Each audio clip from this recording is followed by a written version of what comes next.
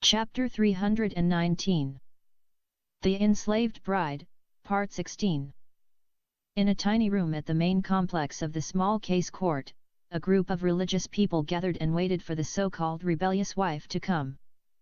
When the newly wedded couple, Malwal and Ayan, entered the room, they momentarily thought that they had come to the wrong place, except Maulana Abdul Razik was present there.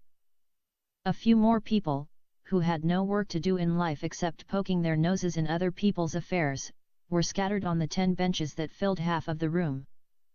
3 old men, dressed in religious robes, sat in front of the room facing the audience, like in a mosque. 4 policemen were present, 2 on chairs by the main door, and 2 guarding the space between the audience and the ruling committee. Malwal and Ayan sat slowly and fearfully on a bench, without greeting the group.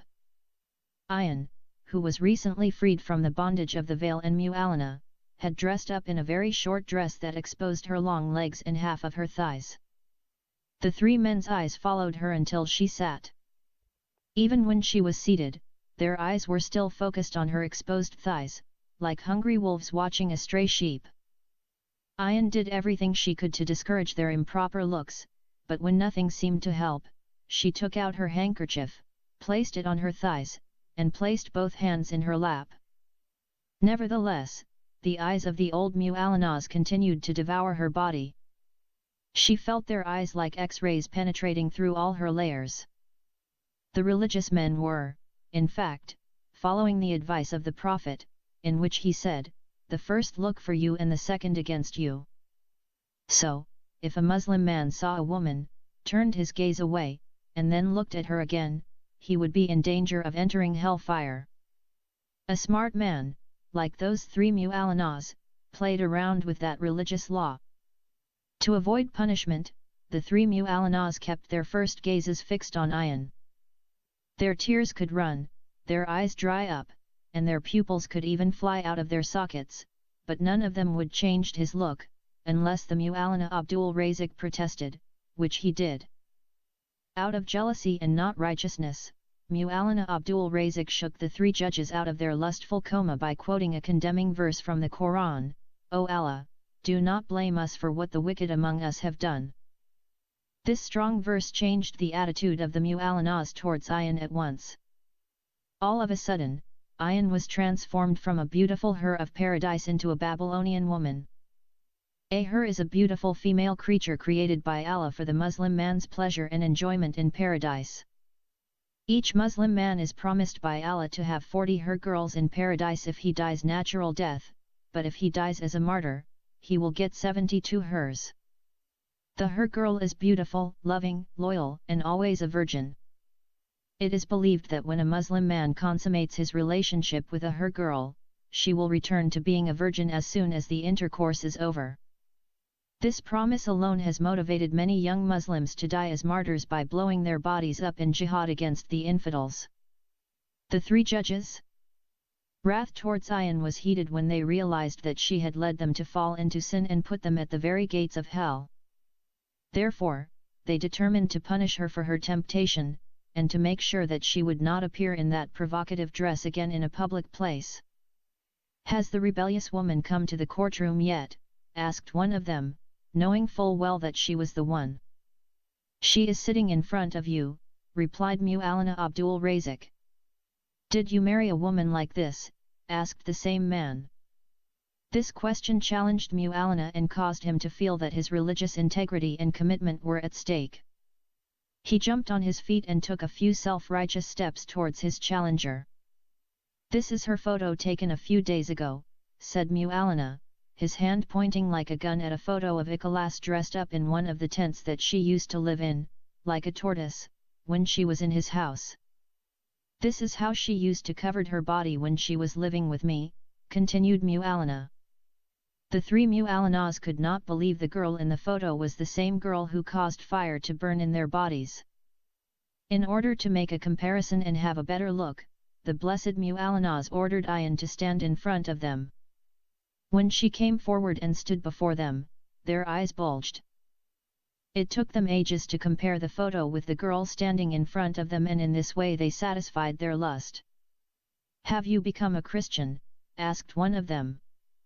I have been a Christian from childhood, answered Ayan.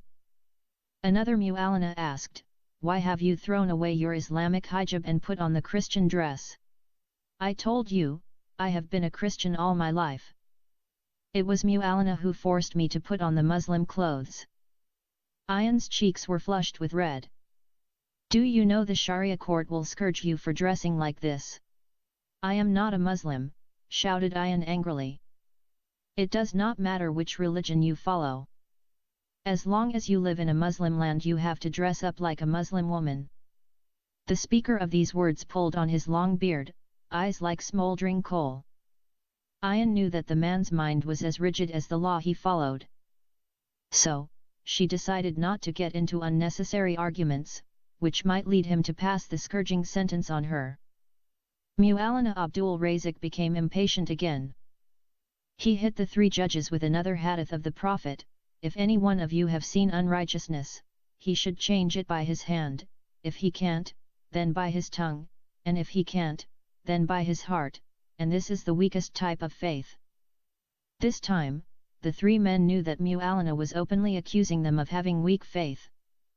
In order to disprove him, one of them shouted at Ayan reproachfully, I swear by Allah, if you were my daughter, I would have cut you into pieces for dressing like this. Mu'allana retorted, you know she is not your daughter, and you know she is my wife. Why do you not pass the judgment of Allah on her and leave the rest for me? Mu'allana's words left no choice for the judges, except to end the gathering by passing the sentence on the so-called rebellious wife. I pass the obedience sentence on Ikhlas, the wife of Mu'allana Abdul Razik. She must be taken by the police at once to the Bait al-Taa, shouted the same man. Bait al-Ta or the House of Obedience is where the police, by order from the Sharia court, will take a rebellious wife in Muslim society to live in with her husband against her wishes. Usually, she will be chained and locked inside a dark room until her husband becomes sure she will not rebel again. During her correction period, she will be scourged and starved until she is subjugated. It is permissible in the Quran for a husband to beat his rebellious wife. Surah 3, verse 34. Malwal had expected Olivia's departure, but he had not anticipated that Ayan very soon would be taken from him as well, and that he would not be able to do anything to stop the police from taking her. As soon as the judge passed the obedience sentence on Ikhlas, the police ordered her to follow them. Ikhlas refused to obey their order and tried to prevent them from taking her away. She struggled and screamed at the top of her lungs but with no success. Even Malwal tried to prevent the cops from fulfilling their duty. In response, he was beaten, kicked, slapped, and threatened to be thrown behind bars. The cops pulled and dragged Ikhlas out of the courtroom against her wishes. During her struggle, her short dress was rolled above her waist, and underwear and body were exposed to the spectators. In that improper exposure, she was forcibly dragged to the police van. Inside the van she was handcuffed and forced to lie down. Mu'allana did not accompany the police and Ikhlas. He thought it would be a disgrace for him to be escorted to his house in a police van. While the van exited the courtyard of the building, Ikhlas continued to scream and fight for her freedom. She had lost her voice before the van reached the residence of Mu'allana. Mu'allana had 4 legal wives and 4 separate houses. Each house was located in a different section of the city. That day, Mu'allana had requested the court authorities to order the police to take his disobedient wife to a different house from the one in which she lived before. In front of that house, many neighbors appeared at their doors, to witness the fulfillment of the obedience sentence on the rebellious wife. The sight of the rebellious wife and the police amused them more than it made them angry. Some teens cheered for the police, when they saw Ayan in her torn dress and exposed underwear. Some women protested, because the cops did not cover the nakedness of the disobedient wife before they dragged her out of their van. That day, Mu'allana Abdul Razik wanted to appease his anger and take revenge for the trial. He scourged Ikhlas on her legs and shoulders with his long whip. He slapped her in front of the onlookers, for the shame she brought to his family. He told her that he had not been disobeyed before by any of his wives. When the cops managed to drag Ikhlas inside the residence, some of the older kids wanted to follow them in. Mu'alana chased these boys away and cursed them and their parents for not chastising them. The teens did not leave until the police came out and chased them away. Inside the house, Mu'alana locked Ikhlas in one of his dark and unused storerooms. Before he left the storeroom, he swore by Allah that he would not give her food or water until she changed her attitude and chased the devils from her head. Ikhlas did not know that she had become a real slave to Mu'alana until that day. Even her bitter experiences at the hands of Haj Rodwan, Wadmira, and Bit al-Zubayr did not give her the sense that she was a slave. She had looked at all of them as outlaws, people who did to her what was not approved of by the law of Sudan. But on this day, she understood that the laws of Sudan, which were supposed to protect her freedom, enslaved her. For the first time, Ikhlas realized that she was living in a land without laws. Inside that dark storeroom, Ikhlas was denied the basic needs of a human for existence. Mu'alana was determined not to allow her to come out of the Bait al-Taa or House of Obedience until her spirit of resistance was broken and she was tamed into a slave girl. He chained her to the bed and fed her like a mad person. For 3 days she was not given water or soap to wash her clothes or body. She had no light or window except for a small door, which remained securely locked all the time. She was not allowed to even see or meet her daughter during those 3 days. On the 3rd day, Ikhlas cried even more when she realized that she had missed her train to Kasti. She thought that Malwal had left without her and traveled back to the United States of America, the land where a woman obtained all her rights. He had surely returned to a country where there were just laws for all people, regardless of their gender, race, or religion. Meanwhile, Malwal was standing like a statue in the crowded ship, and looking blankly at the people and objects in front of him. Even though many hours had passed since the ship left Kasti City, Malwal was still unable to concentrate on one particular thing. His mind was filled with millions of thoughts and dark memories. It was as if he had been cast into a bottomless pit and was trying desperately to find his way out of that utter darkness. People in circumstances like Malwal sometimes got trapped inside their minds and could not come out and see the world around them. It was as if they had ceased to exist physically. Even if the burden of all crimes committed against humanity since Cain killed his brother Abel had been placed on him, Malwal would not have felt so guilty or miserable. His chest felt like a volcano churning with molten rocks, the guilt was eating his bleeding heart like a cancer. He felt that he must have committed the most hideous crime that a person could ever think of. He was the hero who, at the end of a bloody struggle, killed the heroine instead of saving her from the villain. Malwal continued in that miserable condition until the ship arrived at the first port. In Malakal, the second capital city in the south, Malwal's soul was able to emerge out of the dark world of the Janjaweed, which had engulfed it for many days. His mind began to function again, and he became aware of himself. Ever since he had left El Fasher city, Malwal had hardly eaten any food or drunk any water. Only an instinct to survive had forced him to eat a little food and drink a few drops of water once a day. At Malakal, his vision cleared and his mind began to recollect those dark and horrifying last hours he had spent in the north. He remembered how he had been forced by the injustice of the Sharia court to change from a law-abiding person into a lawbreaker. He knew now that the lawmakers of the country sided with the murderers and abusers of his own people. Even their so-called divine laws give them the right to invade, attack, loot, kill, rob, rape, and enslave other people who are following different religions. On that last fateful day in El Fasher, Malwal had remembered a word of wisdom Olivia had shared with him one day in the jungle: when the law fails to protect the people have to protect themselves. Therefore, on that black day in which the police had snatched his wife Ayan from him, Malwal had loaded his revolver and waited for the night to fall.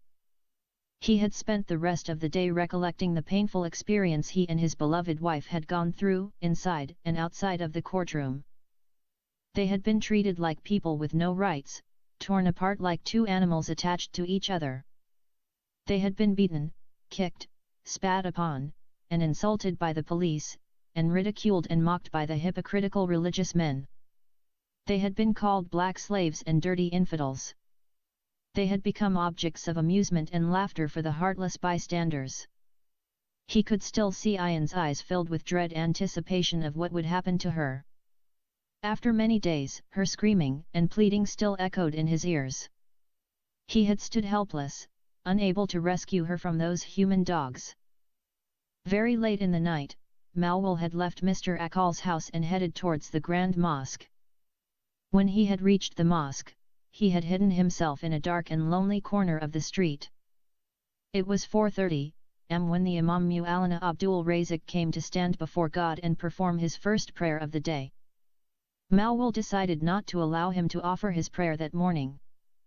He did not want his dirty hands to pollute the sky with a prayer of hypocrisy. Somewhere else in the world, another good man or righteous woman should knock first on the gate of heaven that morning. Maulana's soul was doomed that day to go to its final abode in the lake of fire, which was prepared for the devil and the false prophet. Malwal fired once and did not miss his target. The bullet hit between Maulana's two eyebrows, where the black mark of prayer was formed. It erased that mark of the beast, 666, and covered the hole with blood. Maulana fell at the gate of the mosque like a camel beheaded by an axe. At the very moment that Maulana fell, Malwal's memory raced back through the events following his wife's departure in the van. Maulana had rebuked Malwal and had threatened to kill him if he ever dared to come near her again. When he could not stop the police from dragging Ikhlas inside their van, Malwal ran to Mr. Akal's house and begged him to rescue his beloved wife. Unfortunately, Mr. Akal said he could not do anything against the law. The Sharia court was part of the judicial system in Sudan. No power in Sudan could revoke the decision of the Sharia court, because its laws are believed by the majority of the people to be divinely revealed. For that reason, Mr. Akal advised Malwal not to try to appeal or protest the decision.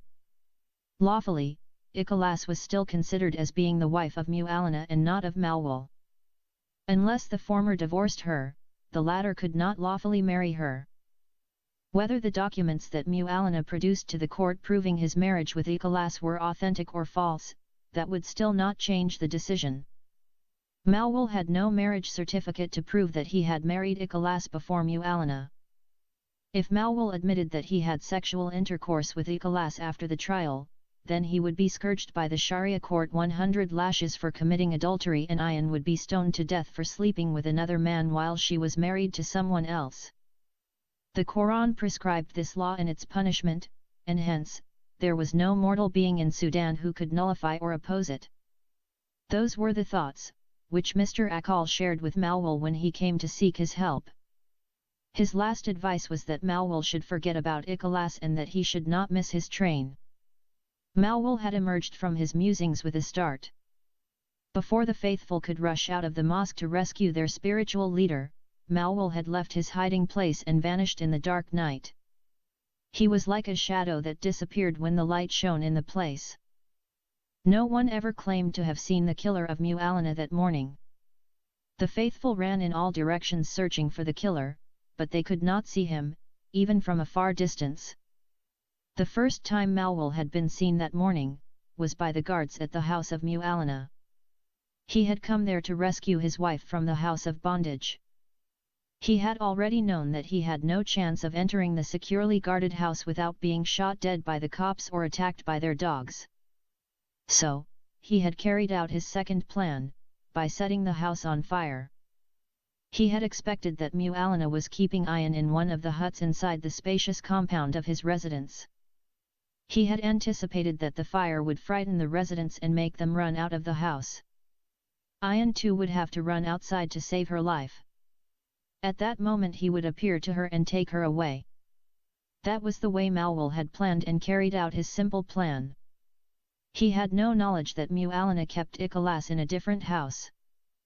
Malwal had disguised himself as a bar Milo and had hidden himself in a dark corner, waiting for the night train to arrive on that street.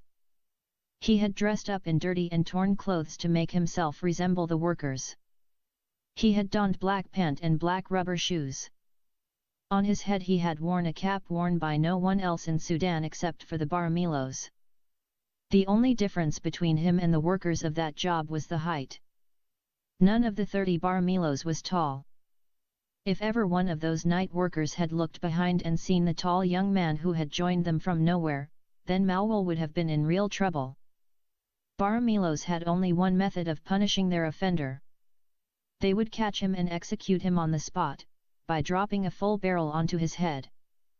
Of course, the offender might survive that kind of punishment, but he would spend the rest of his miserable life in an isolation room in a hospital or a mental asylum.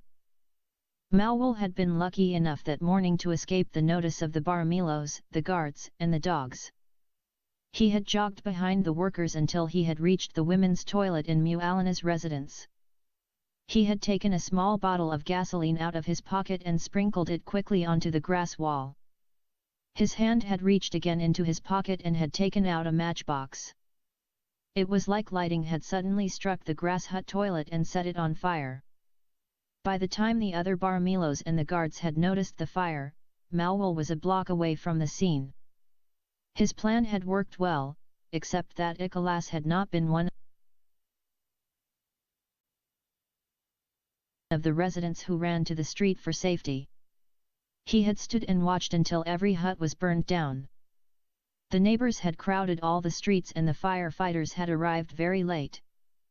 Malwal had fallen on his and wept bitterly, believing that he had burned his wife alive. He had wept all the more when he remembered that Ikhlas' baby daughter, Sakina, had perished with her mother as well. His conscience had troubled him as he concluded that Ikhlas could not have escaped because she was chained in one of the huts. And that was the cause of the terrible feeling of guilt, which continued to eat his chest from the time he left El Fasher and escaped to Kosti until the ship stopped in Malakal 5 days later. When Malwal arrived in the city, he had no knowledge as to where his soulmate, Olivia, might be. The only information she had told him about her life was that she was born and raised in Juba city. She had gone to school and had taken her nursing there. Juba was the capital city of the south, and people came to live there from every tribe and nation.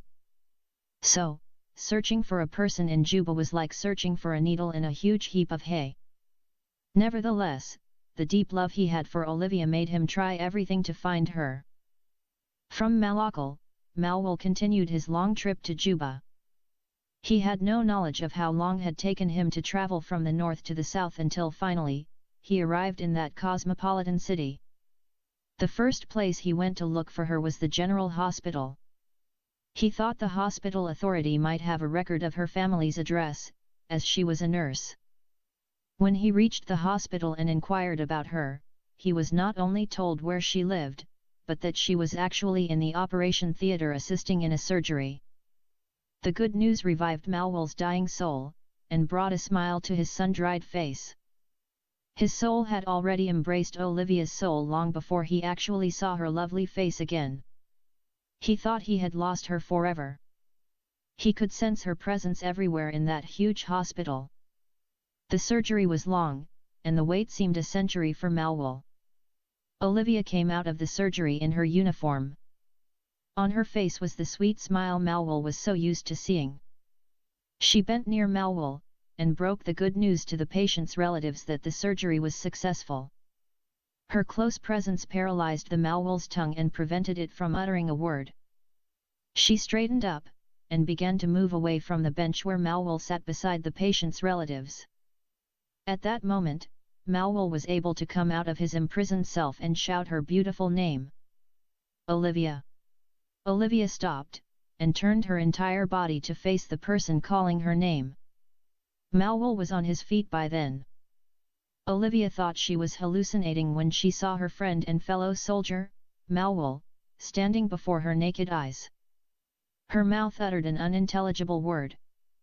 Malwal ran and embraced her. If a lover could be killed by a hug, Malwal would have killed Olivia in that moment. Their bodies were glued together, and as one, they fell on the ground. They continued to hold each other for a long time, weeping for joy, unaware of the other people around them.